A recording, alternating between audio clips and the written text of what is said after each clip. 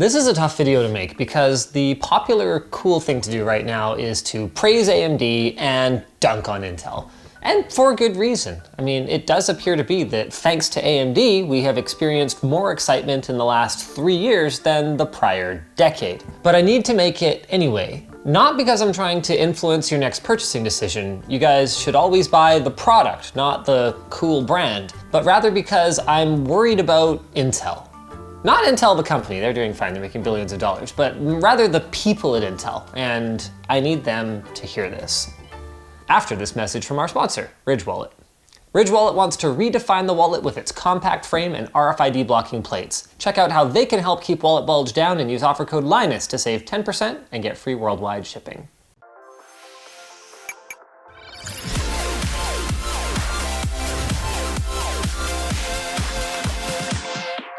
It can be really easy to forget that, branding aside, a company isn't some kind of hive mind entirely aligned to one purpose, and that it's easy for a handful of people who are too disconnected from the customer or too focused on bean counting to steer the ship in the wrong direction in spite of the hard work and best intentions of the vast majority. And the thing is, while Intel does a lot of stuff wrong, as someone who has actually met many individuals over there over the years, I can say confidently that Intel employees, they might not have cute nicknames like Googlers or Yahoos, but that company is chock full of really awesome people who care a lot. Like, imagine the most hardcore overclocking enthusiast you know. Now imagine that he's got like an awesome beard and he's jacked and he's like carrying a surfboard.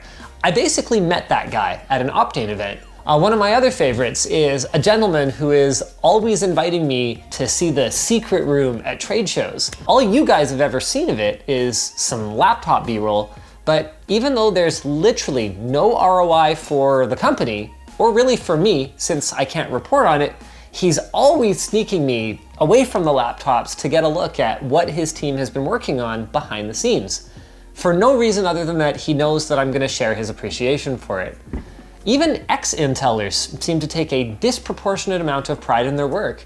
I've had it happen on multiple times that I do a retrospective on an old piece of enthusiast gear from Intel, only to have an ex-engineer reach out and be like, you know what? Hey, I poured my soul into that thing and I'm just really glad that you liked it. Knowing these people, I can say with confidence that many, if not most, of Intel's mistakes happen for reasons that are closer to human flaws than they are to pure evil.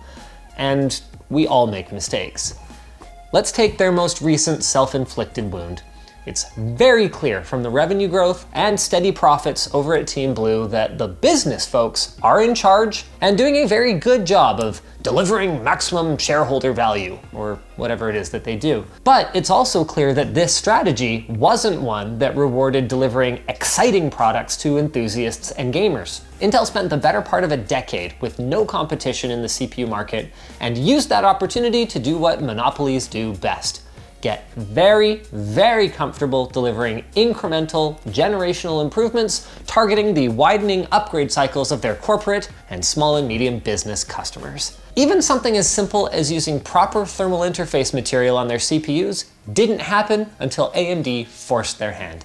It's also clear that they were focused on growing markets rather than mature ones, with R&D so laser focused on mobile and data center products that talking points about performance per watt always seem to make their way into the product sheets and reviewer guides for like overclockable K-series desktop CPUs, where young Linus was looking at them going, sorry, what? Performance per watt? Who cares? How fast does it go? How much does it overclock? Why is there a GPU taking up valuable silicon on my CPU? Where is my mainstream 6-core? Well, the sleeping giant awakened 2 years ago. And don't kid yourself. They have awakened, and they will come roaring back. I've seen this movie a couple of times now.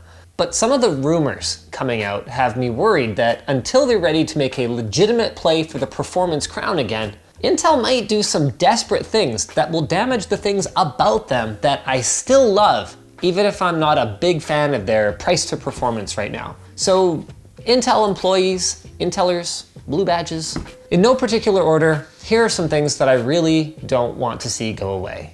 Good engineering.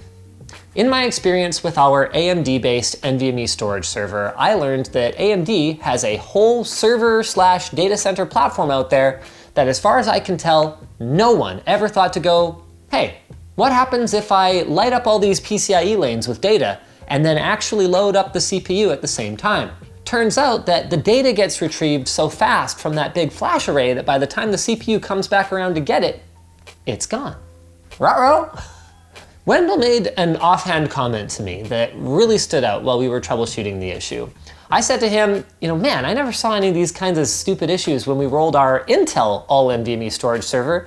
And he goes, yeah, Intel's got fewer PCIe lanes and they're a generation behind, but they put some really good engineering into them.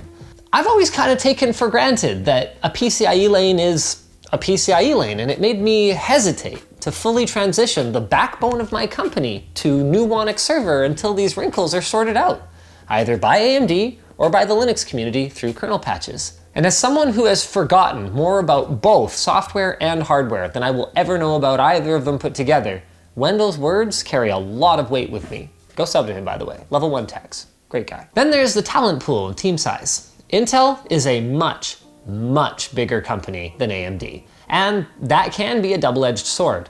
Their massive R&D resources are how they can be simultaneously competing head-to-head with AMD, also a multi-billion-dollar company, on CPUs, Samsung on data center storage, Broadcom on network connectivity solutions, and soon to be NVIDIA on GPUs and deep learning, all multi-billion-dollar companies. But guys, it's the attention to detail that makes customers happy. Back to my AMD server again. I was blown away that there is no official Windows 10 support on EPYC or an onboard RAID controller on the EPYC platform. There is basically no material cost to adding either of these things. So as far as I can tell, it just came down to R&D priorities and not having enough to do everything.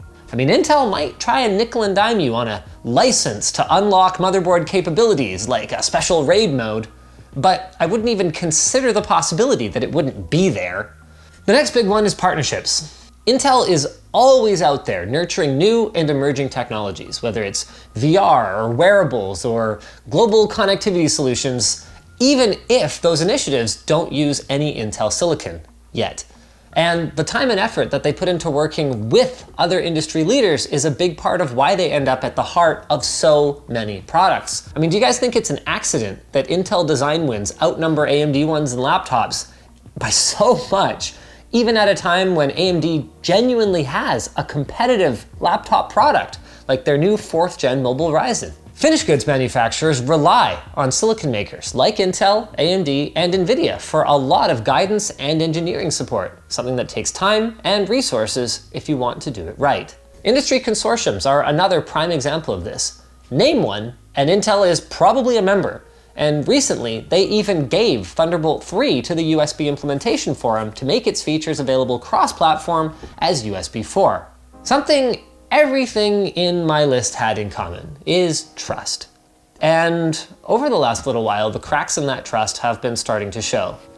Meltdown, Spectre, and since we're on the subject, a Thunderbolt 3 security flaw that Microsoft has evidently been wary of for years. But while those problems have catchy names and they do make for good headlines, they're honestly unlikely to cause real, everyday problems and damage to Intel's long-term reputation with the average Joe. My real concern there comes from rumors about the upcoming 10th gen consumer chips. Early reports seem to indicate that Intel's geriatric 14nm process, with however many pluses we're adding to the end of it by now, is going to be used to build 10 core chips that will run at 80+ degrees underwater out of the box without any overclocking.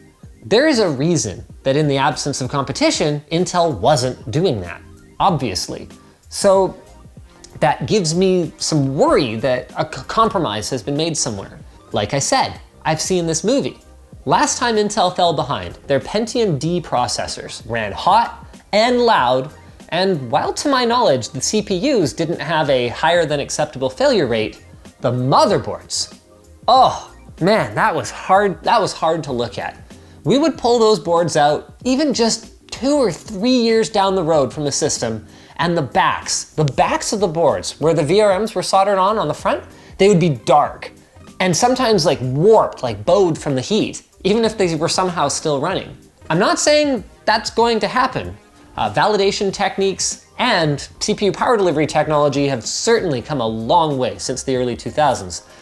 I'm just saying that pushing the envelope in this way is a dangerous path with the potential for unforeseen consequences. Because here's the thing, when an enthusiast like you asks me for a recommendation, these days, you're gonna hear a lot of AMD, AMD, AMD. Can I say? They're rocking it right now.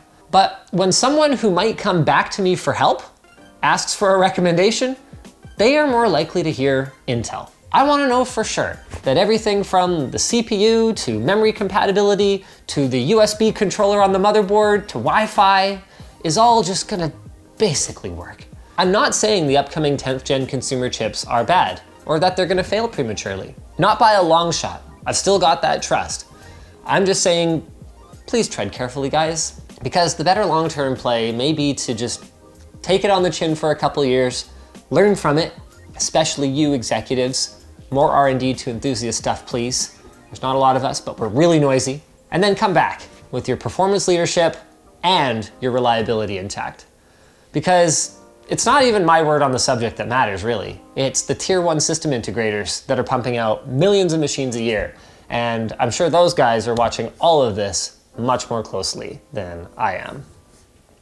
Just like you guys are watching closely to see how he's gonna segue to that sponsor. Micro Center is open to supply all your work from home or learn from home technology needs. The Main Gear Element laptop is available at 25 Micro Center locations as well as on Amazon for anyone who's not near one of their stores. It's got an Intel Core i7-9750H processor, NVIDIA GeForce RTX 2070 graphics, 32 whopping gigs of DDR4 memory, 2 terabytes of NVMe storage, and a 15.6-inch Full HD narrow bezel IPS display. Check out it and other Micro Center specials at the links below. If you guys enjoyed this video, maybe you'll enjoy a more critical letter to Intel from back at Computex 2018. I'm not sure if anyone over there really, took it to heart, but hey, I'm gonna keep doing these every time I feel like they're necessary.